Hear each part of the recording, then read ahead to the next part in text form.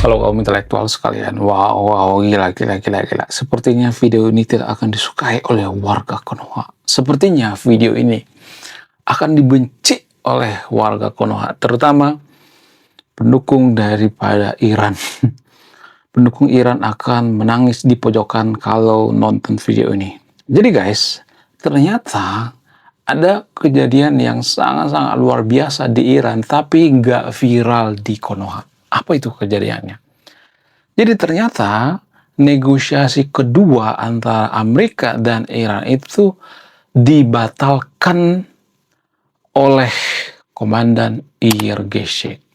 Bahkan tidak hanya dibatalkan, Komandan IRGC mengancam ketua parlemen Iran dan mengancam presiden Iran. Wow, gila, gila, gila, gila. Bayangkan sampai mengancam segala. Nah, yang jadi pertanyaan, apakah ini alasan kenapa ketua parlemen Iran itu mundur jadi pengurus negosiasi antara Iran dengan Amerika? Bagaimana fakta yang sebenarnya? Jadi, ternyata guys, Iran itu sekarang sudah terpecah belah.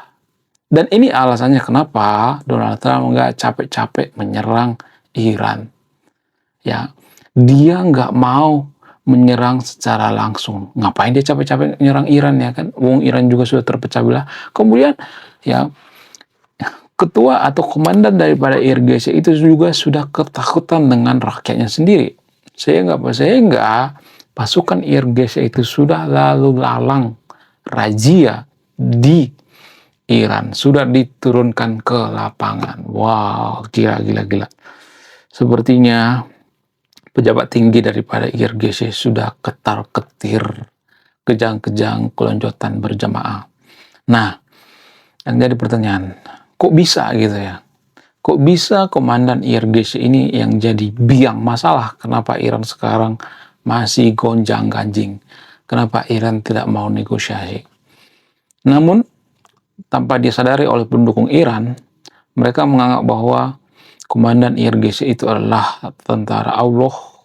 Ya, mereka menganggap bahwa itu adalah tentara pilihan Tuhan. Wow, gila, gila, gila, gila. Namun ada satu kesalahan daripada komandan IRGC dan ini jarang disadari oleh penyepong daripada Iran. Ini jarang disadari oleh pendukung daripada Iran. Kalau saya perhatikan pendukung Iran itu hanya melihat dari satu sudut pandang. Mereka tidak pernah melihat dari berbagai sudut pandang. Bahkan konten kreator atau influencer yang sangat-sangat terkenal sekalipun seperti katakanlah Denny Siregar misalnya. Denny Siregar itu nggak beda jauh dengan kadrun-kadrun di Konoha. Tapi Denny Siregar mengatakan yang mendukung Amerika itu kadrun juga gitu ya. Jadi kita tuh saling mengkadrutkan sama lain. Tanpa kita sadari seperti itu guys. Bahkan Ade Armando juga seperti itu ya.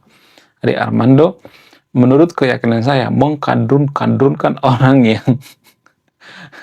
yang mendukung Amerika, mendukung Israel karena dia mendukung Iran. Jadi kalau saya perhatikan antara Ade Armando dan Denny Siregar ini ya sekarang mereka lagi deket gitu ya. Kenapa? Karena ya mungkin disatukan oleh Iran mungkin ya. Karena mereka sama-sama mendukung Iran. Terutama Bang Denny Siregar. Sah-sah aja ya Bang Denny Siregar milih yang mana gitu ya. Nggak jadi masalah. Tapi permasalahannya itu jangan mengkadrunkan orang lain karena menganggap bahwa Iran itu tidak benar. Jadi di Konoha itu kalau seperti kan kalau kita tidak mendukung Iran itu maka kita akan dikatain pendukung Zionis gitu ya. Kita akan dikatain pendukung Israel, kita akan dikatain tidak nasionalis. Jadi ini ada semacam keanehan. Kalau kita tidak mendukung Iran maka kita akan disebut kadrun gitu. Kalau kita tidak mendukung IRGC kita akan dianggap tidak nasionalis gitu. Seolah-olah Iran itu adalah bagian daripada provinsi Konoha. Nah, yang jadi pertanyaan, kenapa bisa seperti itu? Apa alasannya? Apakah ini semacam masalah besar? Yap, ini masalah besar. Ini yang mempengaruhi negara kita susah maju.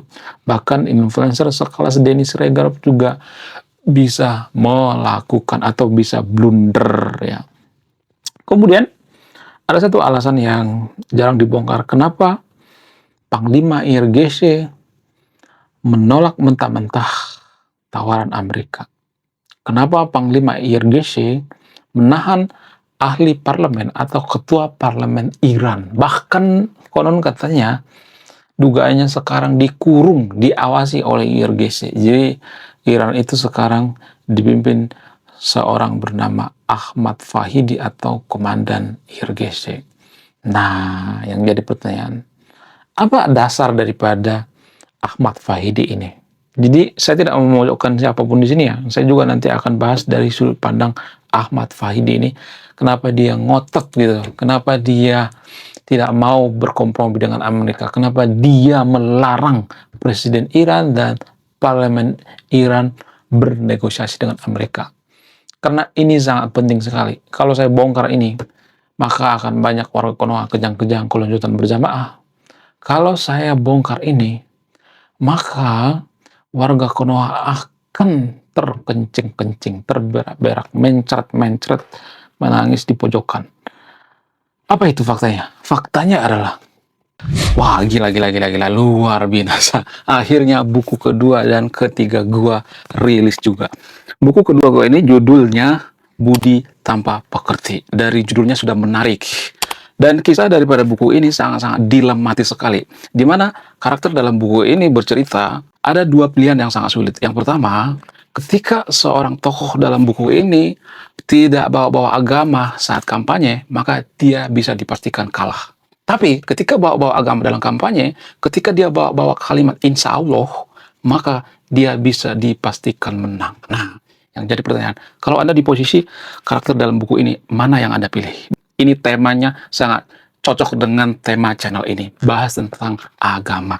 Kemudian tidak hanya ini juga menarik guys ya, Tanah Luka. Dari judulnya juga udah kelihatan ya, ini cerita penuh dengan luka. Dimana kisah dalam buku ini ada seorang kiai yang sangat-sangat dilematis. Dia bingung memilih antara menyelamatkan hutan atau menyelamatkan 1000 anak yatim. Jadi kalau Anda di posisi buku ini, mana yang Anda pilih?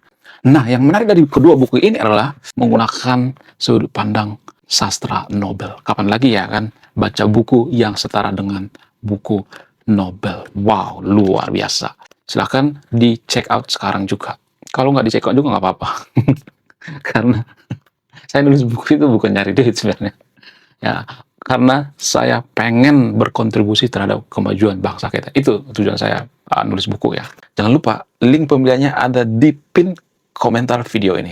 Jadi pada faktanya, Ahmad Fahidi ini sebenarnya belajarnya itu dari Ayatollah Khamenei. Nah, Ayatollah Khamenei belajar dari mana? Belajar dari Khamenei sebelumnya. Nah, Khamenei sebelumnya belajar dari mana? Belajar dari Said Qutb. Jadi, ini jarang dibongkar guys. Sejarah Iran itu sangat-sangat jarang dibongkar ya. Kita tahunya Iran itu seiman dengan kita, seagama dengan kita. Selesai ya. Makanya kita membela mati-matian gitu. Nggak pernah dibongkar gitu sejarah masa lalunya, ya kemudian sejarah-sejarah kelam tentang Iran nggak pernah dibongkar. Kenapa? Karena faktor daripada agama juga gitu.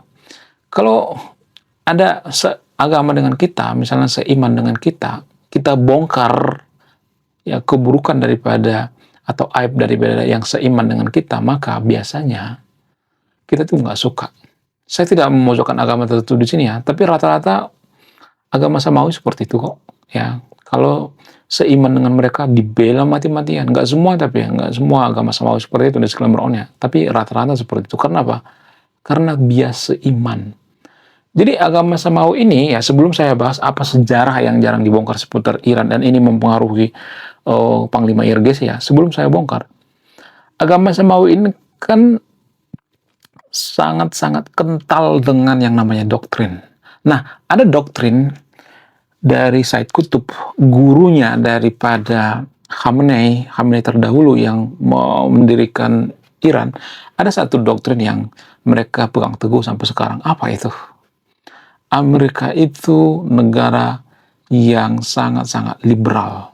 Jadi Amerika itu dianggap sesat, Amerika itu dianggap mengingkari Tuhan, dianggap memusuhi Tuhan, dianggap mencobai Tuhan dan lain sebagainya. Pokoknya dalam pikiran Said Kutub ini, gurunya daripada Hamne ini, Amerika itu adalah negara yang dilaknat oleh Allah. Negara Amerika itu adalah negara yang terkutuk. Sehingga apa? Sehingga mereka berpikir bahwa Amerika itu sesat. Makanya ada istilah matilah Amerika. Ya. Kemudian ada istilah ya negara Iran itu dijolimi oleh Amerika. Jadi Panglima IRGC itu menganggap bahwa Amerika itu jolim. Itu dari sudut pandang Panglima IRGC ya. Itu kan diturun-turunkan ya dari dulu ya. Dari Khamenei ya. Dari pertama dari Said Kutub. Said Kutub itu ternyata pernah tinggal di Amerika. Jadi menurut sudut pandang Said Kutub ini, kalau Amerika misalnya kumpul kebo misalnya. Nah, ini dianggap melawan Tuhan gitu.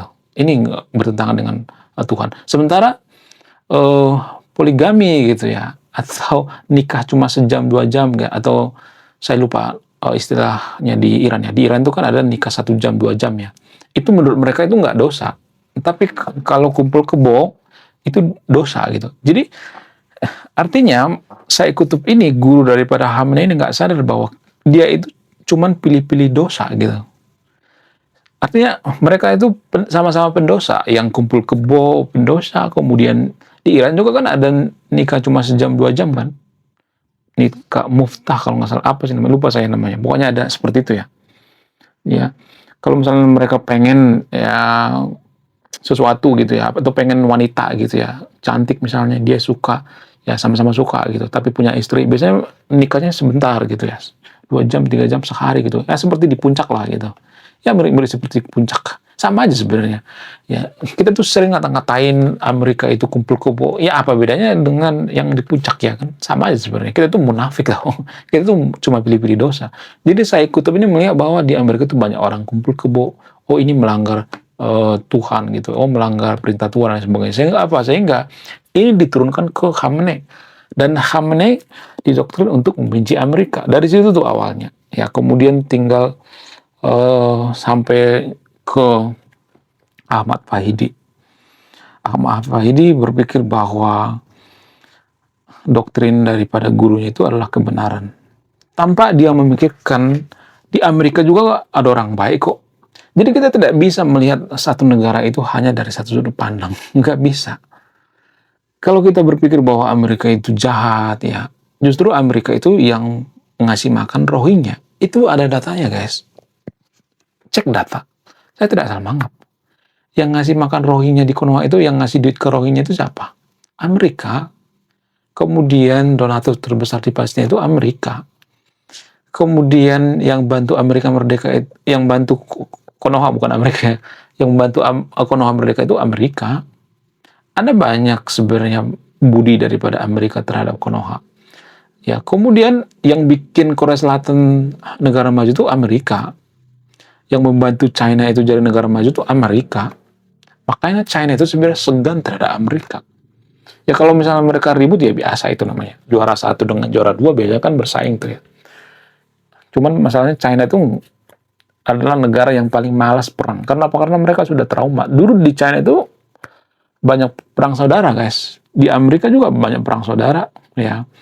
Jadi kita tidak bisa melihat suatu negara itu hanya dari satu sudut pandang. Iran juga seperti itu. Ada kok ya orang Iran yang baik, ada. Ada kebiasaan Iran yang baik. Apa itu? Mereka sangat ramah terhadap tamu. Saya harus mengapresiasi itu. Bahkan mereka biasanya dikasih bensin gratis kalau ada tamu. Ya. Karena apa? Karena bensin di sana murah. Sama seperti air kayak gini nih. Ya, bensin di Iran itu kan seharga air ya. Ya, itu kan hal yang biasa ya. Sama seperti kita punya tamu, kita kasih air ya kan. Itu kan nggak usah bayar ya kan. Nah, itu yang terjadi di Iran. Kemudian, selain itu bagaimana dengan Ahmad Fahidi ini? Ahmad Fahidi ini, menurut keyakinan saya, ya kalau saya lihat jidatnya itu ya, jidat Ahmad Fahidi ini kan ada semacam peta di sini ya. Saya nggak tahu itu peta apa gitu ya. Peta guling-guling, nggak tahu ya. Apa dia sering koprol gitu ya. Apakah dia sering yoga, kita nggak tahu. Apakah jidatnya sering di gesek-gesek ke lantai, saya nggak tahu ya. Jadi menurut Ahmad Fahidi ini, semakin jidatnya gosong, semakin taat dalam beragama. Itu dari sudut pandang Ahmad Fahidi. Ya, sehingga dia menganggap Amerika itu sesat gitu. Ya, dugaan saya Ahmad Fahidi ini dibesarkan dari keluarga yang homogen ya, yang tidak suka dengan perbedaan. Biasanya orang yang tumbuh di daerah yang homogen itu sangat-sangat intoleran. Ya, sama seperti teman saya. Teman saya itu dulu ya hidup di lingkungan yang seagama semua, kemudian satu suku semua, satu ras semua, jarang ada perbedaan. Sehingga apa? Sehingga ketika dia merantau dia terkejut. Ah, kok gini? Kok beda ya? Kok rasanya beda? Nah, jadi orang-orang seperti ini ya, orang-orang yang seperti tinggal di goa gitu ya. Pemikirannya itu tidak rasional ya. Ya seperti tinggal di goa lah gitu ya. Ahmad Fahidi juga seperti itu, kayaknya seperti itu ya. Ya, di lingkungannya orang Iran semua gitu ya. Kemudian satu suku semua gitu. Sehingga apa? Sehingga dia tidak mentolerir ya kalau misalnya ada negara lain bernegosiasi, sementara ya dia tidak memikirkan rakyatnya sendiri yaitu Iran. Dia melihat hanya dari satu sudut pandang. Ini kesalahan terbesar daripada negara kita. Kita hanya melihat dari satu sudut pandang. Iran juga ada kebaikan kok. Ya, saya tidak pernah membenci Iran, enggak. Ya. Kemudian bagaimana dengan Amerika? Amerika sebenarnya nggak jadi masalah ya, mau negosiasi kayak mau nggak kayak ya. Mereka kan nggak rugi ya, cuman mereka mau blokade Selat Hormuz. Itu senjata ampuh daripada Amerika. Itu yang bikin Iran ketar-ketir, kejang-kejang, kelonjotan berjamaah. Donald Trump berpikir nanti juga Ahmad Fahidi atau komandan IRGC akan ini kok ya akan minta tolong lagi gitu ya, mohon-mohon lagi. Donald Trump mikirnya seperti itu. Ya, makanya ketika Donald Trump diwawancarai, ya Donald Trump mengatakan ketika perang terjadi di Vietnam, itu kan lama banget ya. Sementara di Iran itu kan cuma sebentar doang, kata Donald Trump. Ya, masuk akal ya kan. Dulu di Vietnam itu kan lama banget itu perang Amerika. Sementara di Iran cuma sebentar berapa minggu doang ya. Nggak terlalu ini kan, nggak terlalu banyak waktu kan. Ya. Sementara kalau kita perhatikan tuh, Iran itu sebenarnya lebih kuat daripada Vietnam. Ya, cuman Amerika nggak mau menginvasi Iran sampai ke arah akarnya gitu ya. Menginvasi darat karena belajar dari Vietnam. Lebih baik mereka menekan ekonomi karena itu juga sangat berpengaruh ya. Itu akan bikin masyarakat Iran marah terhadap pemerintah mereka. Masyarakat Iran akan sadar bahwa pemimpin mereka itu jolim, bukan Amerika yang jolim. Saya tidak membela Amerika di sini ya, tapi ya sebenci-bencinya kita terhadap Amerika, Amerika itu sangat berjasa terhadap Konoha, dan kalau kita diembargo oleh Amerika, kita lebih parah dari Iran tanpa kita sadari ya.